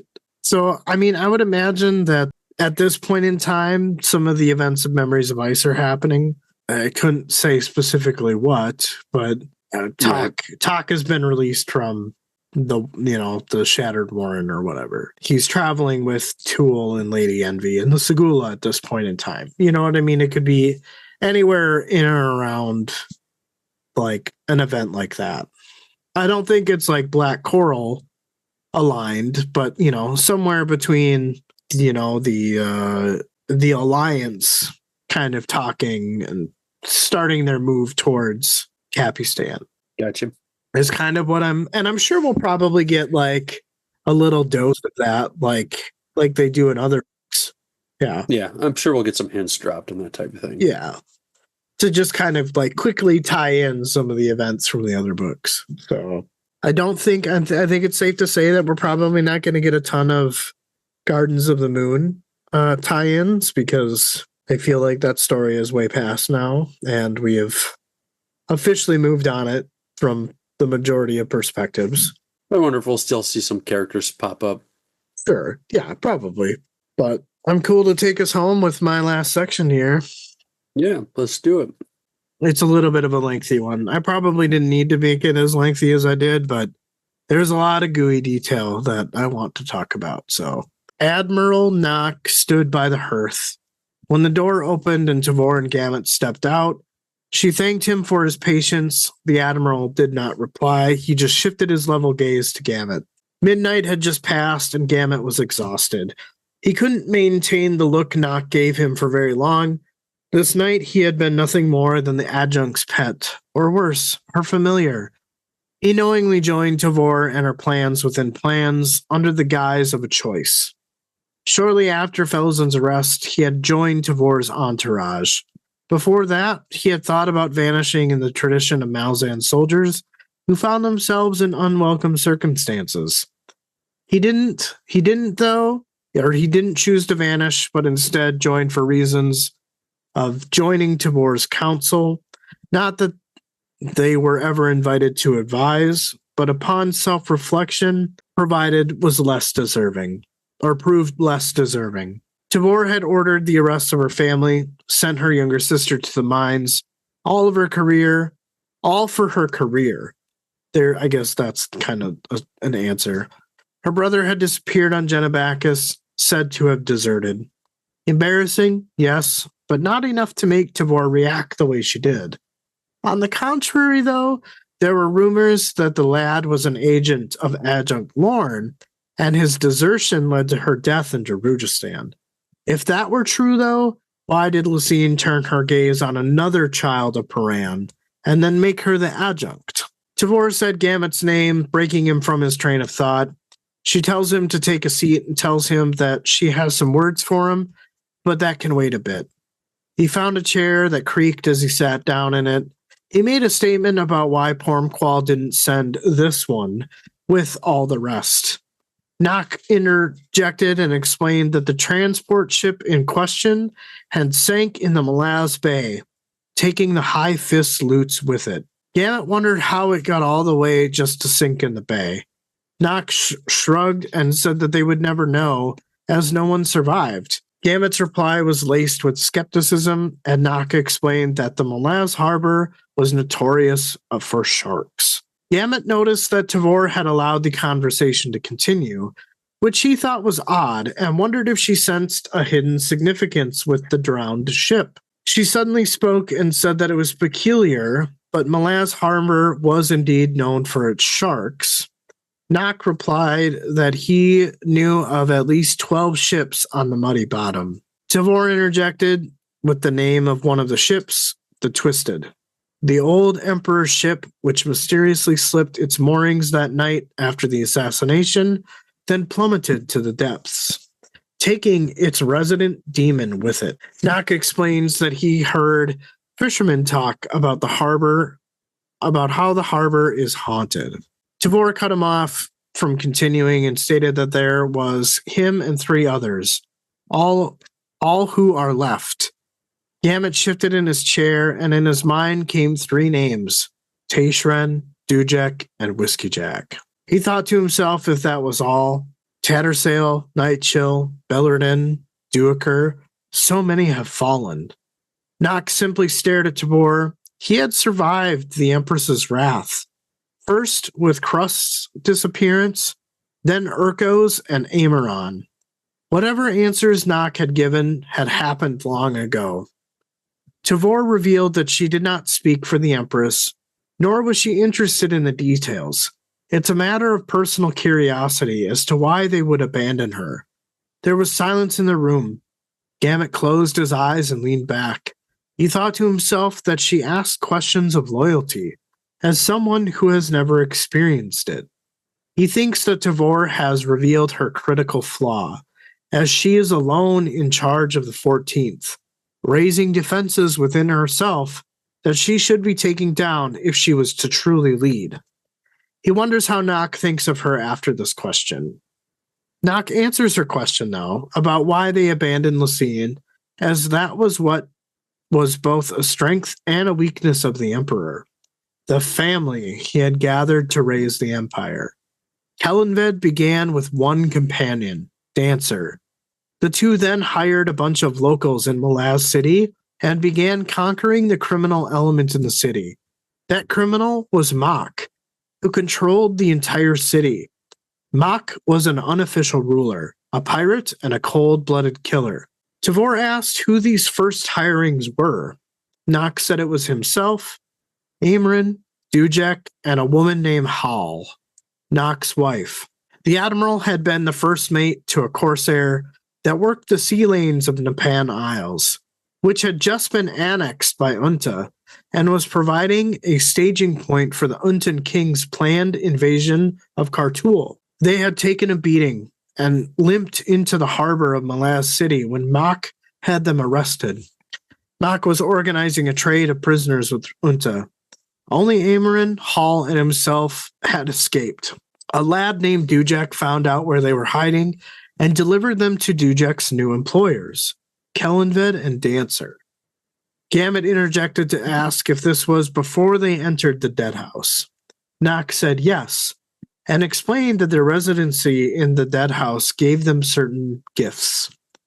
It also provided them with an unassailable home base. He explains that Dancer was able to bolster their numbers by recruiting Nepan refugees who fled the conquest.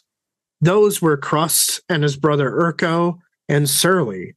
3 more followed shortly after: Tak Elder, Nassim Ultor, and a renegade high septarch of the Drek cult, Taishren. And then finally, Duiker. Nock smiled and said that the family and Kellenved conquered Malaz Island. Swiftly done and with minimal losses. Gamut figured out that minimal losses meant Nock's wife. Nock said that this was true and then shrugged and continued. He tells Tavor that her answer was this: unknown to the rest of the family, the Nepan among them were not simple refugees. Surly was of royal Nepan blood. Crust and Urko had been captains in the Nepan fleet, a fleet that would have repelled the Untans if it hadn't been destroyed by a sudden storm. As it turned out, Surly and the Royal Napans' goal was to destroy the Unta dominance. They planned on using Kellenved to achieve that. That was the first betrayal of the family.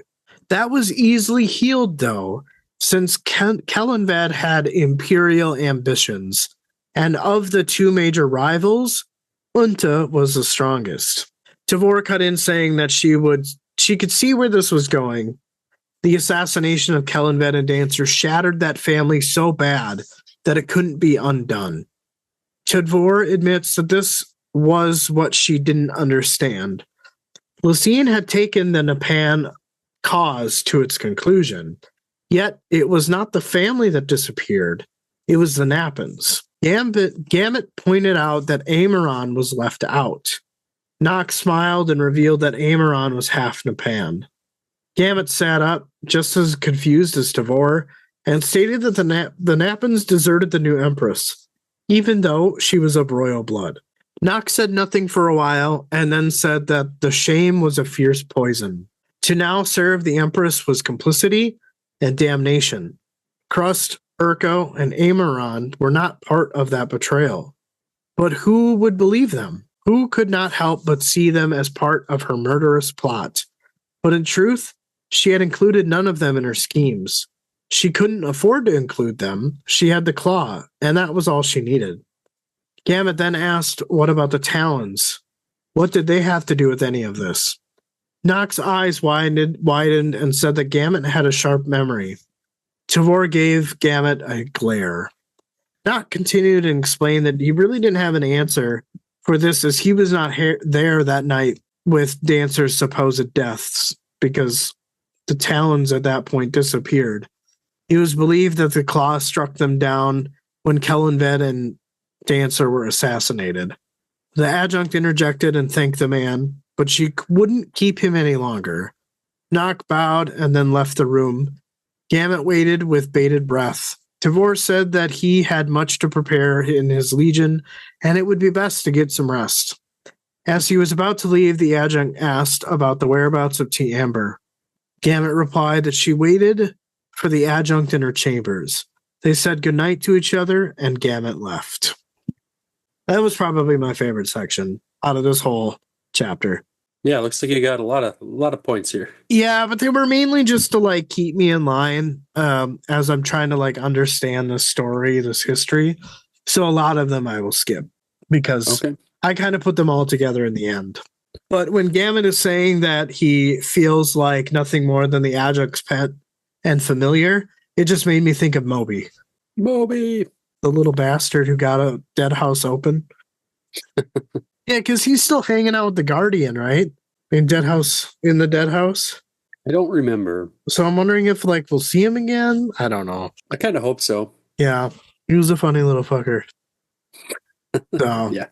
Remember back in the day when we thought it was his parents? We thought it was Crocus's parents, like the soul taken or whatever. We certainly had some ideas. Yeah, how much we've changed since then. I feel like I don't know, maybe I guess we still do have a lot of wild and outrageous ideas, but I feel like they're more aligned than they were. Like I feel like they're hitting closer. We're getting to like left center field. Right. Just left field. Exactly. Every once in a while one strays over into left field. This part where I mean Gamut, he throughout this whole chapter, he really seems to be really deep into like his feelings, his emotions, almost kind of like, why am I even here? Like maybe disappearing would have been better because this seems less deserving than that. You know what I mean? And he kind of says like, oh, vanishing in the tradition of Malazan soldiers who found themselves in unwelcome circumstances. And I love that line, and it's a little jab, foreshadowing, I think, to the story with Nock, right? Like he's essentially saying, I should have just drowned in a harbor. Nice. Yeah. And again, kind of going back to that, upon self-reflection, prove less deserving. And I don't know if it's because he's like so tired, but he's just so down in the dumps. And I mean, for completely understandable reasons, but he's questioning why he's even here. Because it seems like he's just a little bit flying by the seat of his pants. What does he hope to accomplish by joining up with Tavor? Maybe that somehow he can save Malazan or the Paran family in some way. It just kind of seems like he's a little bit of an outlier. I don't know that I have anything to add to that. All right, fair enough. Sorry. No, it's cool. And then just this part where they touch on Paran and deserting, and Gamut kind of thinking, well, like, I guess I can like understand maybe why she reacted this way. And, there's a bunch of different like scenarios that he's concocted in his mind to maybe justify the way that Tavor reacted. But again, I think he himself doesn't really know her motivations. But I just wrote like, if only they knew he was the master of the fucking deck. They might be proud of him. More Right. proud. Yeah. And then also this part where Nock is or where Gamut goes to sit down in the chair and he's like, I don't know why Pormcall didn't send this one with his loot. And I think he was being sarcastic because it was like creaking and, it didn't seem to be very stable, to be honest. So I thought that was kind of funny. But then Naka kind of explained that the transport ship in question sank in the Malaz Bay, taking the High Fist loot with it. And this was the ship that Kalam was on and Manala was chasing. So it's kind of like, again, a nice little throwback to things to jog your memory in Deadhouse Gates. I'm having a thought on something. I was just looking at one of your other comments. Ooh, which one? Your next one. The Resident Demon? Yes. Oh, I hope you have an explanation because I was confused about this. I don't know. I gotta look at where it's at in your section here. Do you think it is Bauschlein and Corporal Roach's demon that gets brought onto the ship that's about to escape at the end of Blood Follows? You think Bauschlein and Corporal Broach were on the same ship that Kellenved was on? Well, I'm just thinking, like, it says resident demon. So maybe that demon... So that happened... This happened when Mancy was younger, right? Yes. So maybe it's just been on that ship for a while. I'm not saying that they were on it at that time, but maybe it's just been on that ship. I don't know. Like I said, it was just a thought. Gotcha. Yeah, I don't know how much I can go along with that one, but that would be fucking cool if that was right. That's why I was asking you if we learned the name of the when we were texting. If we got did. The name of the ship, and I couldn't remember what it was. I was trying to page through Blood Follows quick and find it. But do you have Lees of the Laughter's End? Read the back. It'll tell you the ship's name. The Sway or some shit like that. Oh, Sun Curl. Sun Curl. There it is. Never mind. Thought dismissed. Well, anyway, I don't know what resident demon this would be that would be traveling with Kellenvad as his ship is. I don't know. I'm sure that's probably a spoiler and it's a Rafa moment, so we can just leave it there.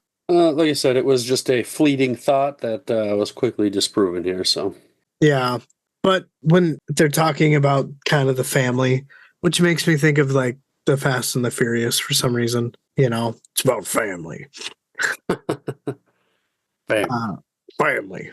Right. Yeah. Probably not an equal comparison. This is definitely a little bit more better written, in my opinion. Sorry if I've offended you out there who like this Fast and the Furious movies. I do too. There's definitely a lot of plot holes when you watch them. But when they're talking about like Krust's disappearance and then Urko and Amaran disappeared after that, I think that either Urko, which is Krust's brother, or Amaran, I think one of those guys is Keeper. Because Krust, I thought, was on the transport ship then sunk in Malaz Harbor, the one with Kalam and Pearl. I could have swore that, like, at the end of it, you picked out something to do with Krust and the captain. Keeper did say that he robbed half of Aren's vault or whatever. I don't know. There's just like a gut feeling, I guess. I feel like it's Krust. I don't know. I don't really know how to explain it any more than that. I mean, you could be right. But you also got to remember that was during Kars' storyline, which would have happened before Deadhouse Gates even started. Yeah. I don't know. If that makes sense. The gut feeling's still there. Huh? I mean, I don't know. I'm just... Yeah. Settle down, Chris Farley. Maybe it's just because that's the one name I couldn't even like remember it at the time, but I was like, oh, that one guy had a name, and it was the one I was thinking of. I just couldn't think of it. So I don't know. That might be it. And then there's this part where, again, Gamut's kind of like in his thoughts, and when like Tavor reveals that question, like why they had abandoned Lucine, in Gamut's mind, he's like, oh my god, like. Wait, like you're solely in charge of the 14th. And instead of raising defenses within yourself, you should be taking those down. And I'm wondering if like the barricades that Gamut is talking about is about the lack of confidence she seems to be instilling, or direction even. I feel like this is kind of where a lot of my thoughts about Tavor are stemming from a little bit. And it really just, it doesn't seem like she has done much and is scared to move forward. And especially with these anxious and broken soldiers. And again, how do you repair that mentality? She may not even give a shit about it because all she cares about is retrieving Felozin. Yeah, I don't know if that's something you can repair. Right. But she's just going to throw him right back into the fight. So Gamut is kind of looking at it from like the military standpoint in how she's going to pull this off. But I think Tavor just really doesn't give a shit. She doesn't. And she's just focused on this one thing. Getting her sister. Right. Okay.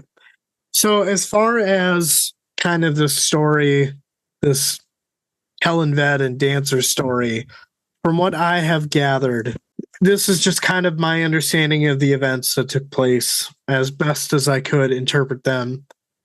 So Unta took over Nepan and its sea lanes and then was going to go after the island or city or whatever of Kartul, but was unsuccessful. And then when Hall, Amaron, and Nock returned all beat up from, I'm assuming, their battle with the Untans, Mock, the unofficial ruler of Malaz City, took their crew prisoners, but those three managed to escape.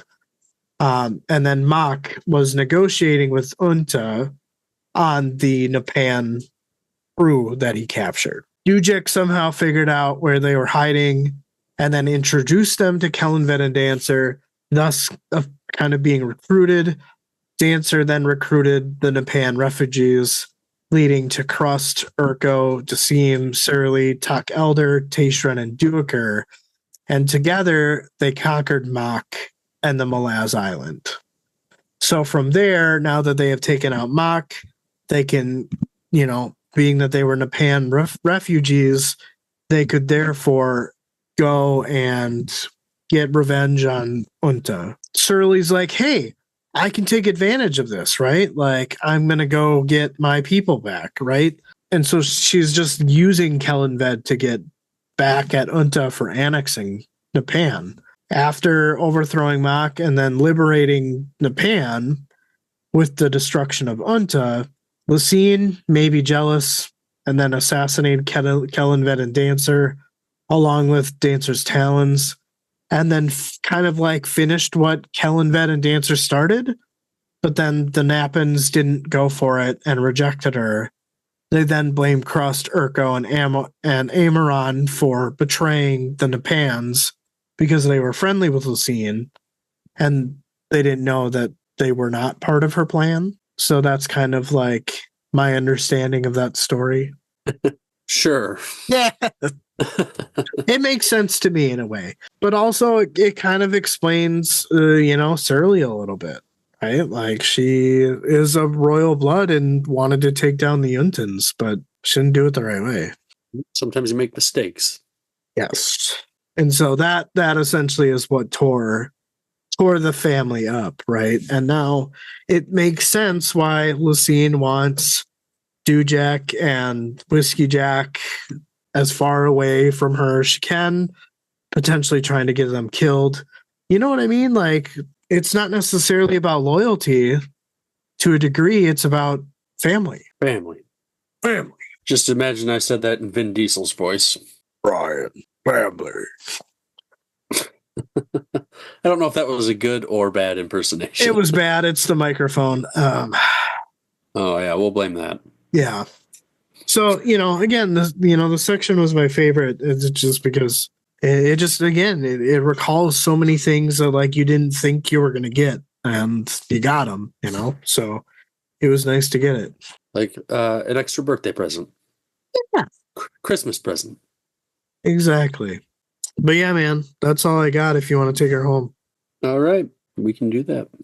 Salt water had been splashed across the stable, which helped with the dust, but sent the biting flies crazy and made the horse piss smell, well, it smelled worse.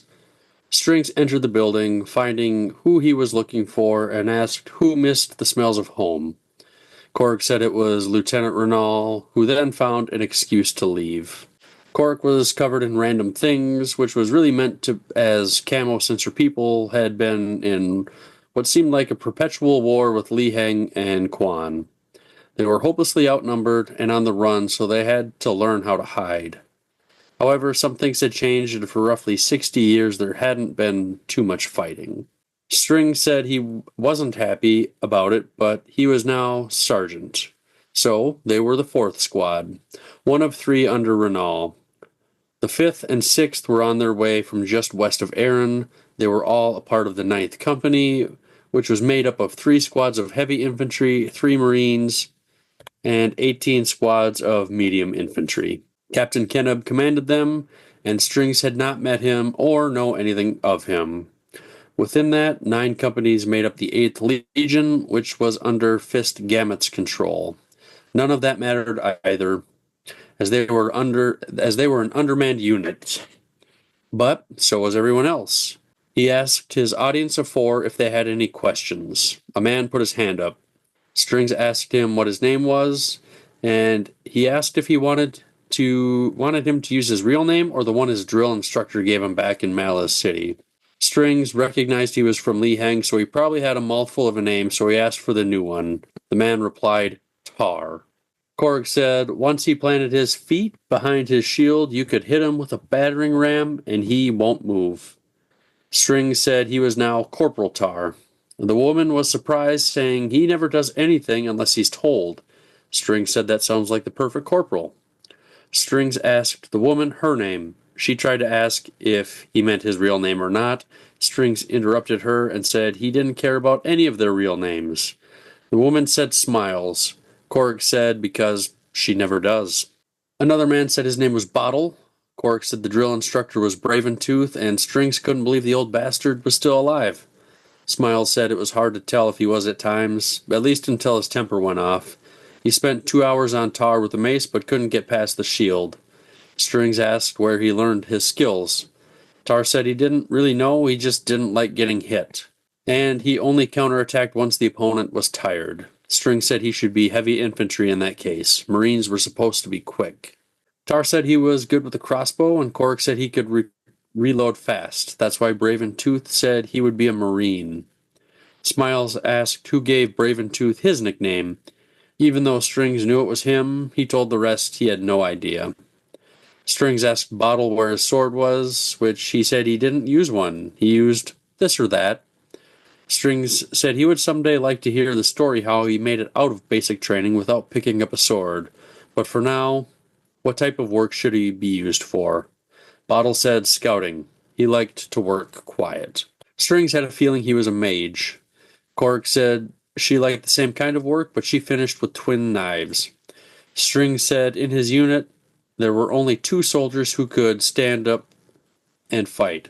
Is this a bug hunt, sir? It's an aliens thing. Korg said that he, Strings, had said there was one more coming. Smiles said they could all handle crossbows except for Bottle. They heard voices shouted from the outside that they had put the latrine pit next to the barracks. Strings said that was compliments of Renal. The soldiers said they didn't teach them nothing nowadays, and he had met Renal already. Strings introduced himself and his company. The other man said he was Gessler, sergeant of this next to useless unit. Another said his name was Stormy, and that Coltane had made him, Gessler, and Truth into Marines. Gessler corrected and said it was actually Captain Lull. Stormy asked Gessler if they should have changed their names. Strings was old guard for sure. Gessler said they could keep whatever name they wanted, find a place to drop their gear. The 6th should be showing up at any time. And word on the street was they would all be mustered to be inspected by the adjunct's lizard eye. One of the soldiers in the 5th asked if they should polish their equipment. Gessler said they could polish whatever they want, just not in public. If the adjunct couldn't handle a few scuffed-up soldiers, she wouldn't last long. Strings faced his soldiers and told them to quit sitting on the straw and use it to soak up the horse piss, and asked to speak to Gessler outside. Strings said he could imagine seeing Whiskey Jack's jaw drop when he gets to tell him they were both sergeants in the new 8th Legion. Gessler said Whiskey Jack was busted down to a sergeant before he was, but then he, or Gessler, had made corporal. So he had beaten him after all. String said, except for now, he, or Gessler, is a sergeant again, while Whiskey Jack is an outlaw. That would be tough to beat. Strings asked Gessler if he had any issue with the adjunct. Gessler said he had met her, and she was as cold as Hood's forked tongue. She had impounded his ship.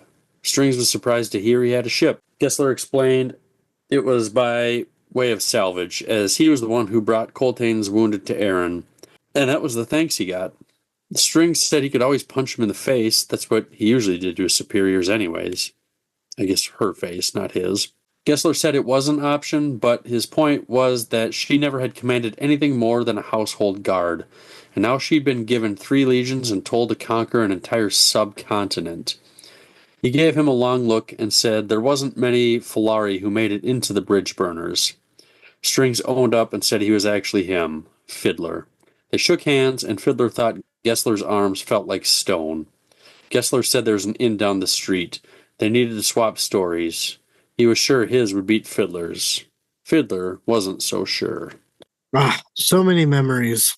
Yeah, it was fun to see these connections come back again, and I really liked just the story of how these Marines got their nicknames.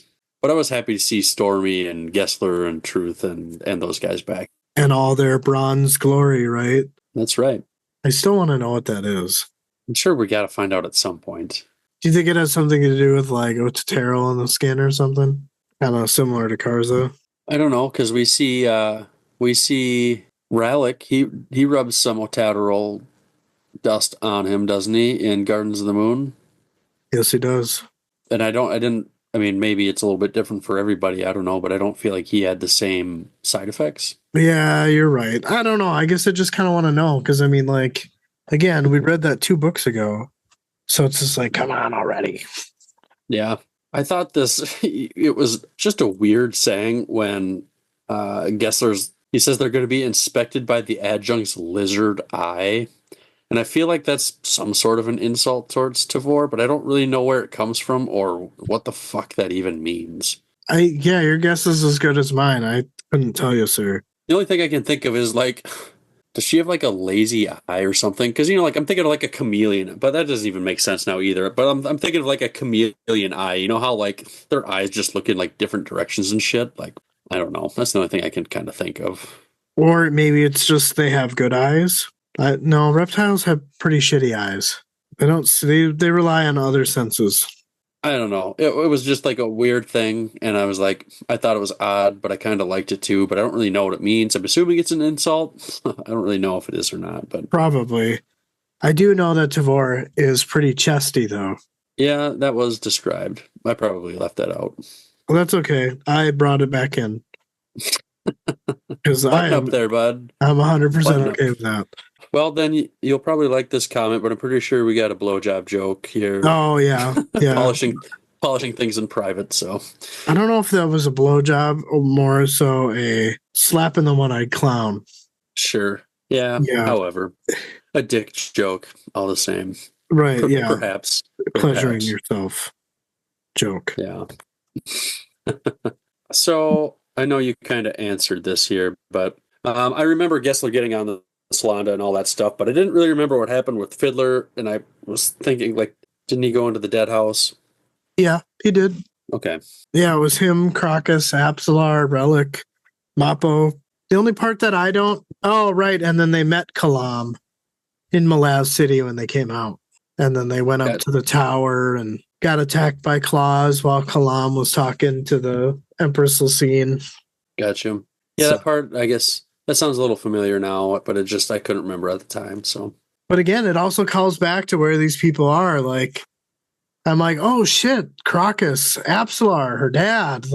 Do we get to see them in this book? Maybe. I don't know. Hard to say. Really hard to say. So, yeah, I don't know. I guess I'm left with a sense of wonder and mystery as to where this is going to go. So I'm excited that after our 3-week hiatus, we can finally move on.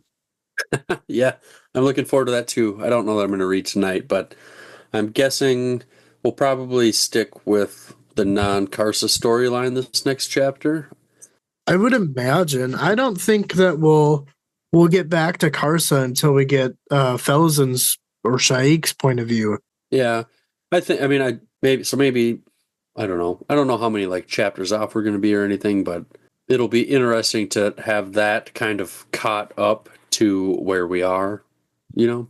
Yeah, absolutely.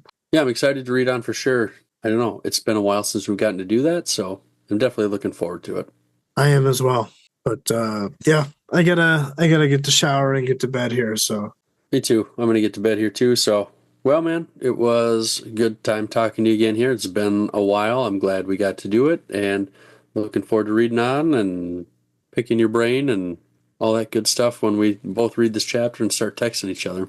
yeah, it's gonna happen. I'll probably bring my book to work tomorrow and during some downtime just delve into it a little bit. But yeah, I'm excited to keep going, and I just think like maybe I don't know what June, July we'll probably be wrapping it up. So it just seems like a nice straight shot, no holidays, no birthdays, no like, exaggerant or like exuberant events are going to happen. So it should be pretty consecutive now, just week after week after week. So hopefully, yeah.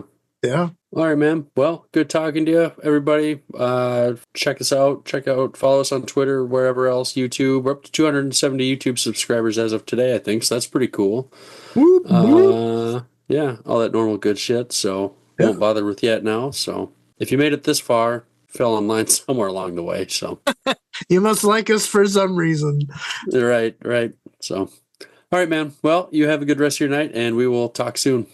All right. Sounds good, sir. You too. Bye. Bye.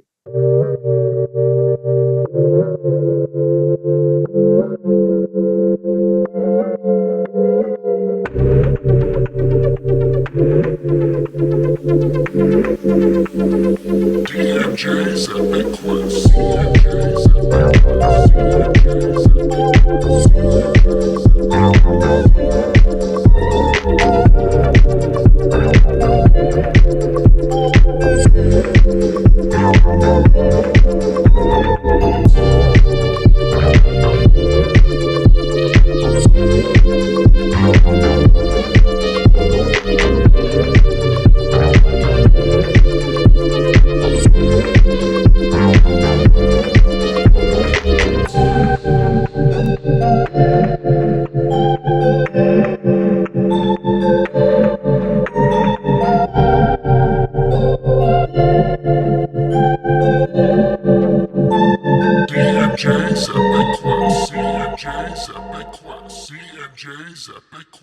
DMJ's Epic Quest. CNJ's Epic Quest.